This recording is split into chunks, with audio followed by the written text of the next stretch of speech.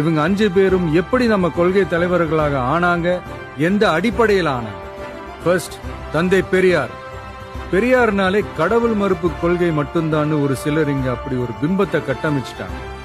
நாங்க யாரோட கடவுள் நம்பிக்கையும் எப்பவும் உதாசீனப்படுத்தவே மாட்டோம். அதே சமயத்துல எங்களுக்கும் கடவுள் நம்பிக்கை உண்டுங்கிறதையும் தெளிவா இப்பவே அறிவிக்கிறோம்.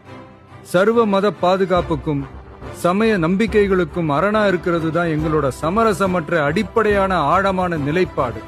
பெண் விடுதலை, பெண் கல்வி, பெண்கள் முன்னேற்றம், சமுதாய சீர்திருத்தம், சமூக நீதி போன்ற கொள்கைகளை முன்னெடுத்து சென்ற காரணத்துக்காகவே தந்தை பெரியார் எங்களோட அரசியல் வழிகாட்டி மற்றும் கொள்கை தலைவராக ஏற்க முடிவு செஞ்சோம்.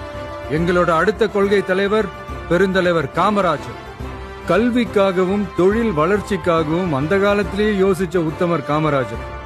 மதச்சார்பின்மையை இந்த மண்ணில ஆழமா விதைச்சதுல அவருக்கும் பெரிய பங்கு உண்டு.